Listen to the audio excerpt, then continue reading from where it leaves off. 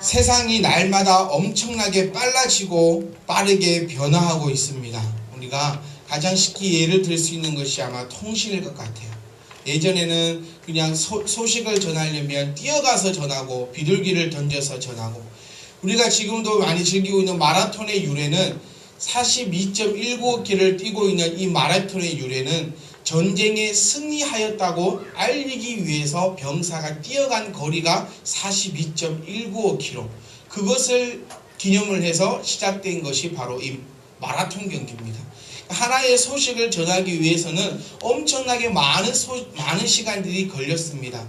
여기 앉아 계신 우리 어른 집사님들께서 예전에 연애할 때를 한번 생각해 보세요. 연애하실 때 편지를 쓰거나, 편지를 써도 보내도 요즘에는 오늘 보내면 내일 도착하지만 예전에는 며칠씩 걸렸다는 거예요.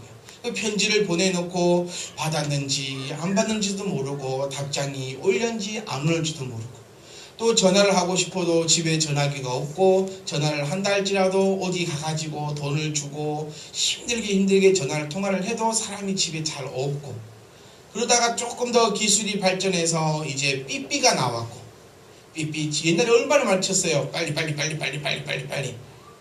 엄마가 열받으면 빨리 그러다가 휴대폰이 등장했는데, 예전 휴대폰 한번 생각해 보세요. 한 20번 걸어야지 한 번 걸립니다.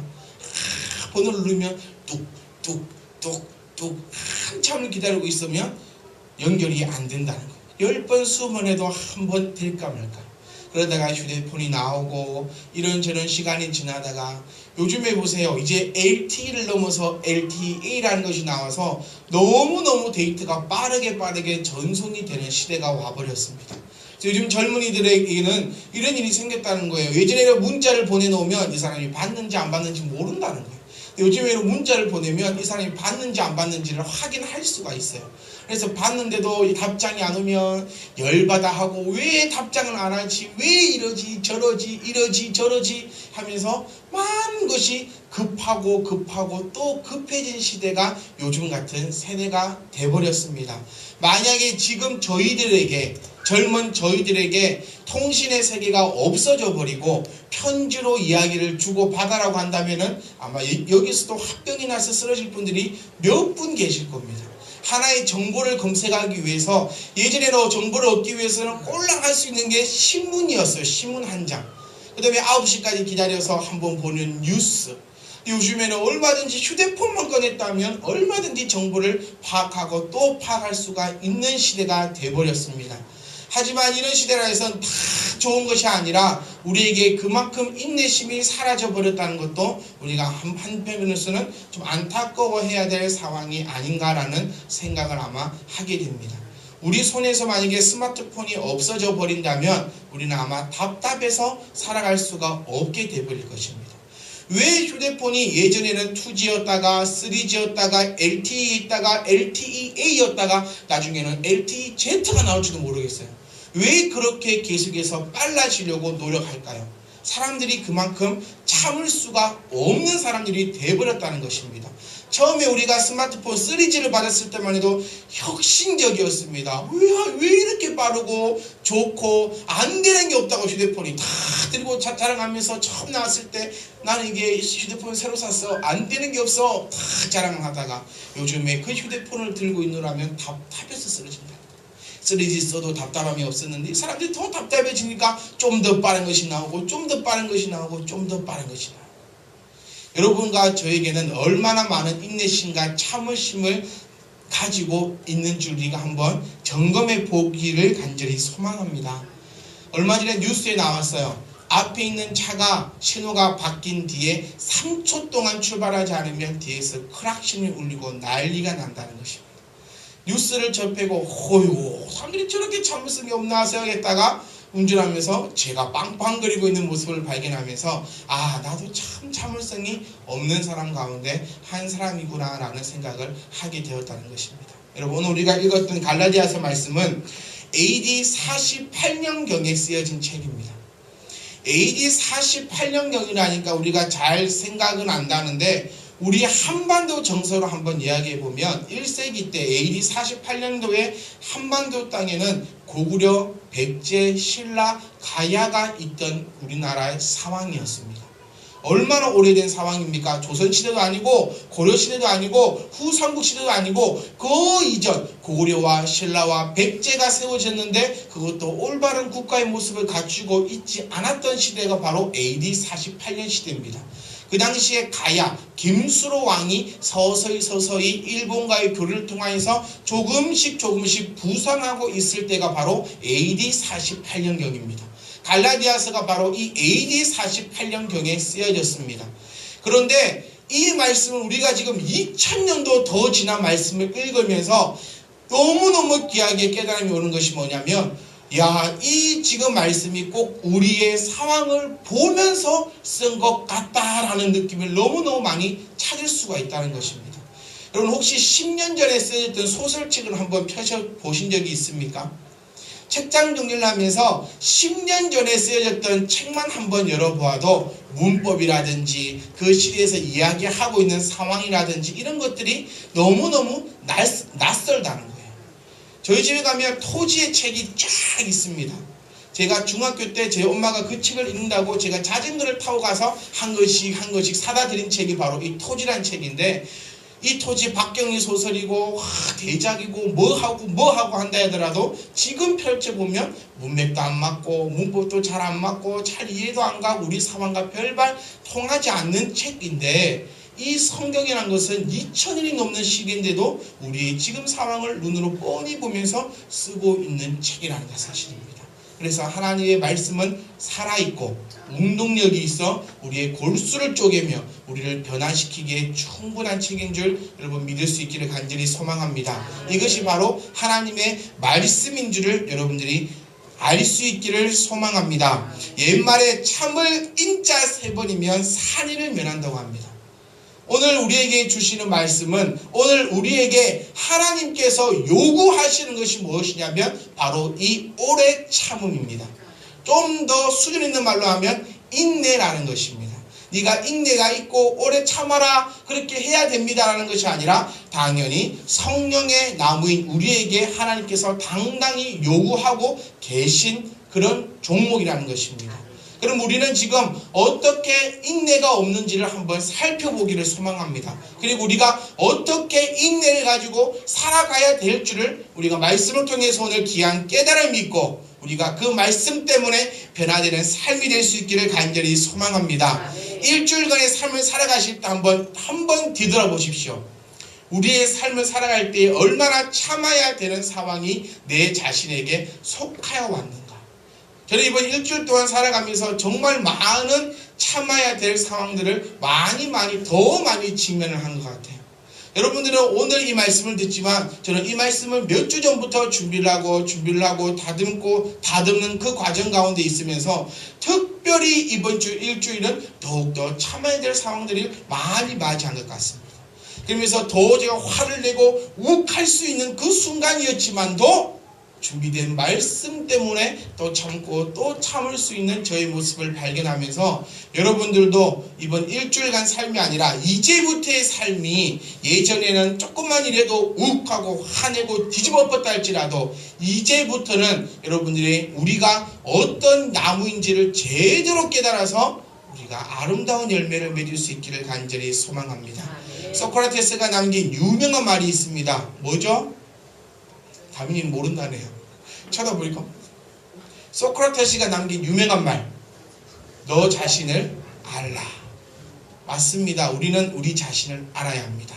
우리 자신이 뭡니까? 우리는 인내의 열매를 맺어야 할 성령의 나무라는 사실입니다. 먼저 저와 여러분들의 자신을 바로 알 수 있기를 간절히 소망합니다. 아멘. 먼저 우리가 무엇을 인내해야 하는가? 먼저는 믿음의 인내를 가질 수 있어야 합니다.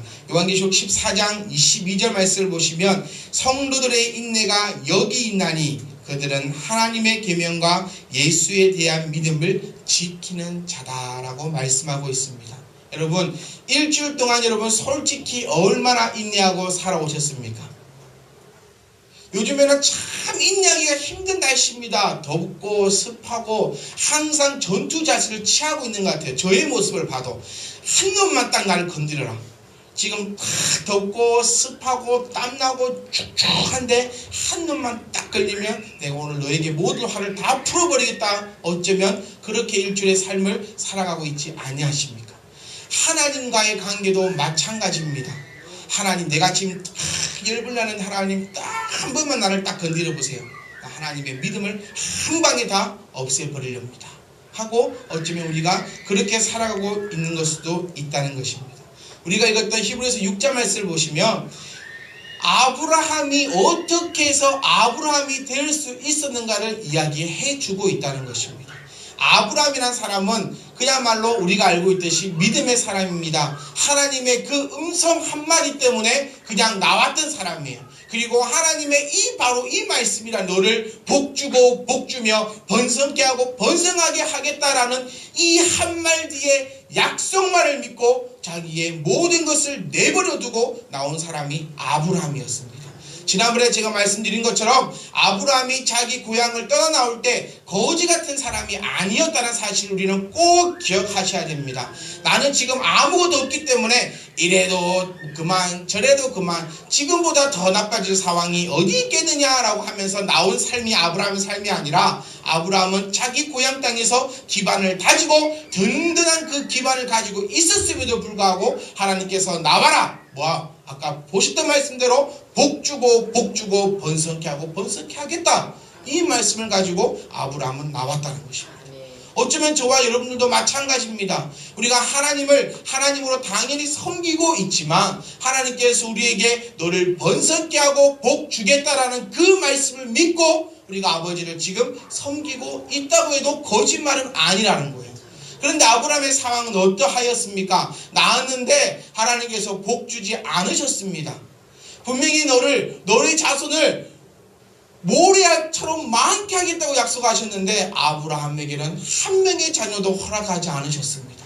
너에게 복을 주겠다고 약속하셨는데 아니요, 아브라함이 갖고 나왔던 재산을 다 쓸 때까지도 아브라함에게 주지 않으셨습니다. 오히려 포로로 잡혀가고 그와 함께 낳았던 조카가 힘든 상황에 처하고 오히려 아브라함은 더 어려운 상황에 직면해버렸다는 것입니다.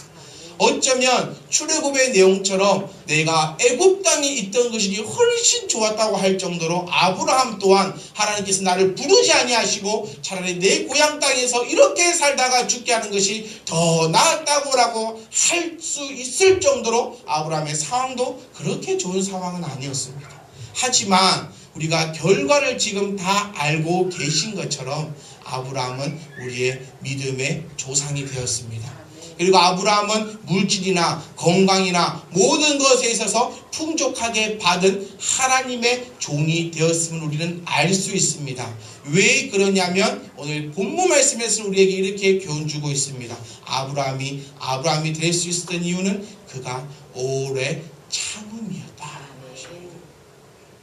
내가 오늘 친척집을 떠나 나왔으니까 당장 하나님께서 나에게 내일 어떻게 해주실 거야?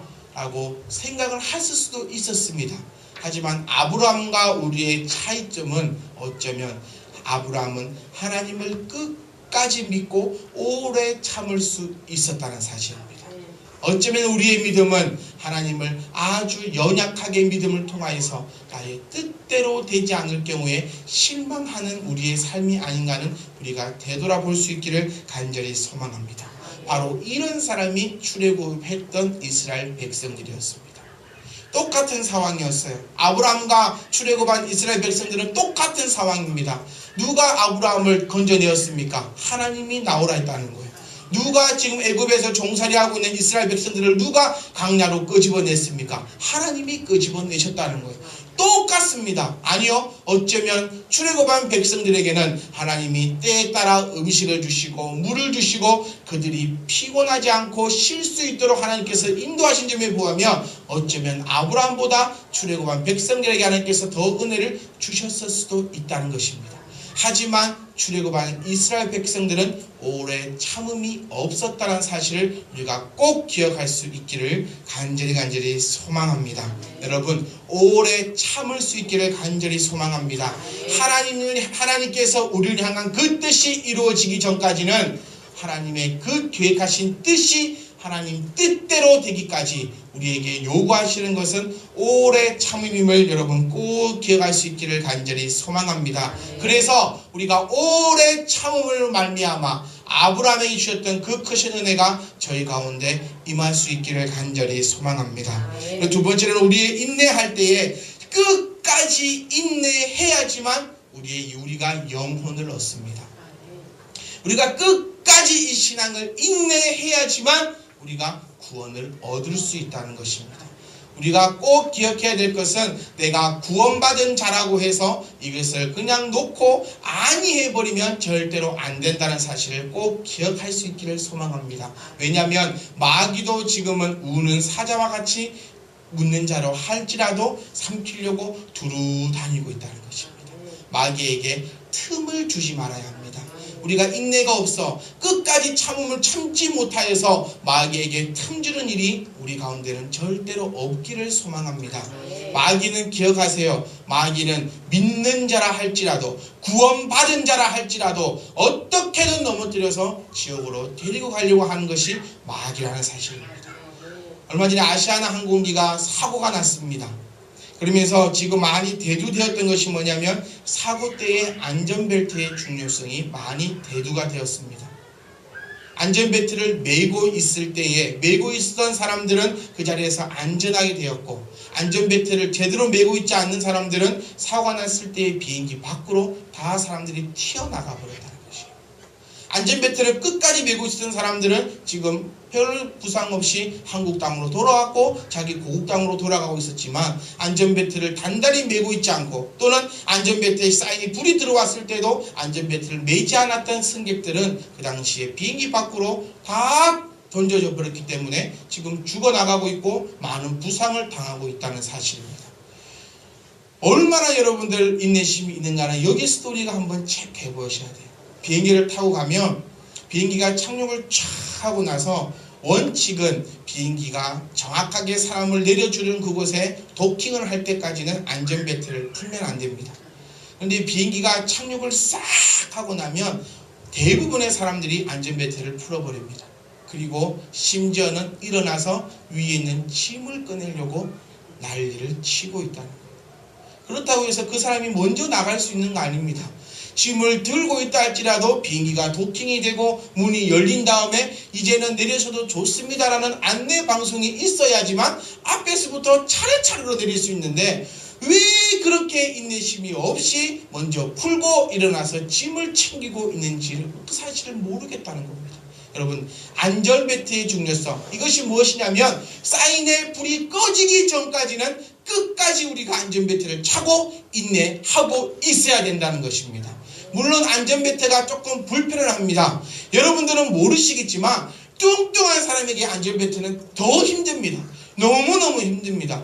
딱 내고 이걸 쫙 당기고 있어야 되기 때문에 살이 쏙 안전벨트 속으로 들어가 버리기 때문에 너무너무 힘듭니다. 하지만 안전벨트의 사인의 불이 꺼지기 전까지는 여러분 꼭 차고 있으셔야지만 우리의 영혼이 구원받을 수 있다는 사실을 저와 여러분들이 꼭 기억할 수 있기를 소망합니다.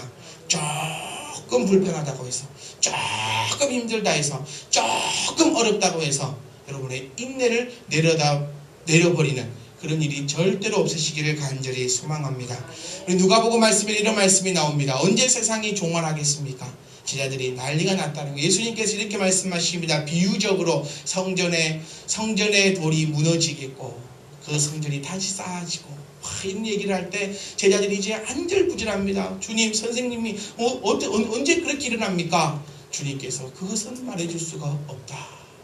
주님도 참 재미가 있으신 분 같아요. 위트가 넘치시는 분 같아요. 우리 하나님께서도 참 위트가 좀 계신 분 같아요. 언제쯤 됩니까? 속 시원하게 탁 말해주면 되는데 그것은 아버지만이 아신다. 그것은 때가 되면 된다. 그런데 그때의 징조는 어떠하냐면 하면서 말씀을 누가복음 말씀에 쭉 풀어나가시면서 미혹을 받지 않도록 노력해라. 거짓 선지자가 일어날 것이며 난리가 나고 소문이 나고 지진과 기근이 나고 싸움이 일어나고 아버지가 아들이 싸우고 집이 난리가 나고 하면서 하나님께서 주님께서 말씀을 쫙 해주신다. 여러분 이 말씀을 보면서 가장 많이 느낄 수 있는 것이 뭐냐면 바로 지금 상황이 이런 상황이 아닐까라는 것입니다. 이 말씀이 쓰여진 시기도 AD 1세기경입니다. 지금으로부터 2000년이 넘는 시기에 이 말씀이 쓰여지셨는데 지금 우리의 상황을 딱 보고 있으면서 하나님 주님께서 말씀을 하신 것 같다는 거예요. 그러면서 맨 마지막에 우리에게 하신 말씀이 뭐냐면 너희의 인내로 너희 영혼을 얻으리라. 여러분, 주님께서 말씀하신 때가 바로 지금의 때인 줄을 깨달을 수 있기를 간절히 소망합니다. 많이 힘듭니다. 어렵습니다. 왜냐? 하나님께서 말씀하신 그 때가 지금의 때일 수 있기 때문입니다. 여러분, 기근이 납니다. 이상할 필요 없다는 거예요. 지진이 납니다. 이상할 필요가 없다는 거예요. 우리의 입에서 차마 이야기를 꺼낼 수조차 없는 사건, 사고들이 지금 현재는 일어나고 있습니다. 여러분, 이상하게 생각할 필요가 없다는 것입니다. 왜? 주님께서 그러한 일이 일어나겠도 하고 우리가 보신 말씀처럼 우리에게 미리 말씀해 주셨고 그에게 우리에게 처방을 내려주셨습니다. 어떤 처방? 끝까지 인내함을 통하여서 너희의 영혼을 구원하리라. 너희 영혼이 구원을 받으라는 것입니다. 사랑하는 성도 여러분, 여러분들에 있어서 끝까지 인내하셔야지만 우리의 영혼이 구원받기에 넉넉할 줄을 여러분 바로 깨달을 수 있기를 간절히 소망합니다. 여러분, 우리가 조그마한 일이 있으면 제일 먼저 하나님을 원망하는 우리 자신을 바라보게 됩니다. 아니, 어쩌면 저부터가 조그마한 일이 있어도 하나님 먼저 원망할 수밖에 없는 이런 약한 믿음을 가진 자라고 고백합니다. 잘 되면 누구 탓? 잘 되면 내 탓. 내가 이렇게 살았으니까 잘 되지. 내가 하나님 이렇게 잘생겼으니까 내가 잘 되지. 내가 이렇게 노력했으니까 잘 되지. 안 되면 누구 탓? 조상 탓이라는 거예요. 안 되면 하나님 탓이라는 거예요. 내가 이렇게까지 했는데 말이야. 여러분, 그런 것에 우리 입에서는 싹 사라질 수 있기를 간절히 소망합니다. 여러분, 세상은 힘들고 어렵고 무너지고 넘어진다 할지라도 우리는 끝까지 인내를 가지고 아버지 앞에 온전한 모습으로 나갈 수 있기를 간절히 소망합니다.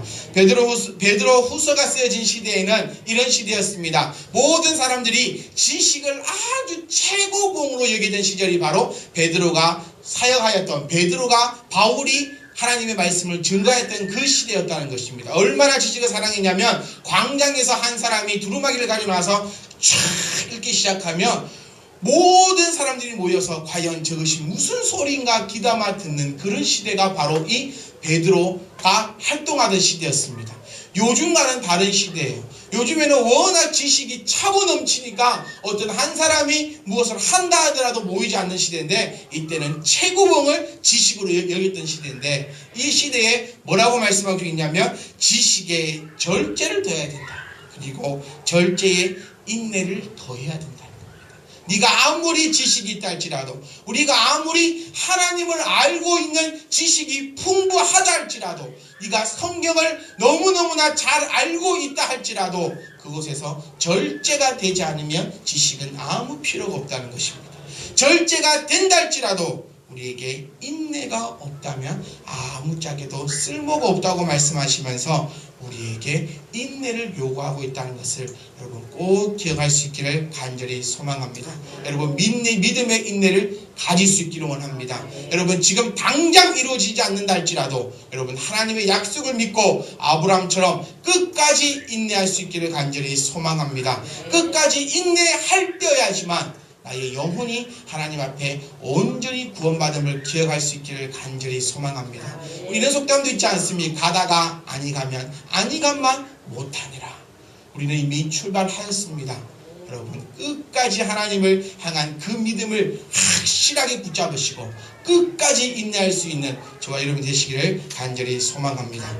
그리고 너, 우리에 대해서 우리는 오래 참을 수 있어야 합니다. 여러분 예수를 믿으니까 우리는 금방 변할 줄 압니다. 아니 예수를 믿었으니까 나는 몰라도 너는 변해야 된다고 하는 입술들이 바로 우리라는 것입니다. 야 나는 예수를 믿어도 엄마는 이래도 아들 너는 그러면 안 돼. 라고 얘기하는 게 어쩌면 우리의 입술일 수도 있다는 것입니다.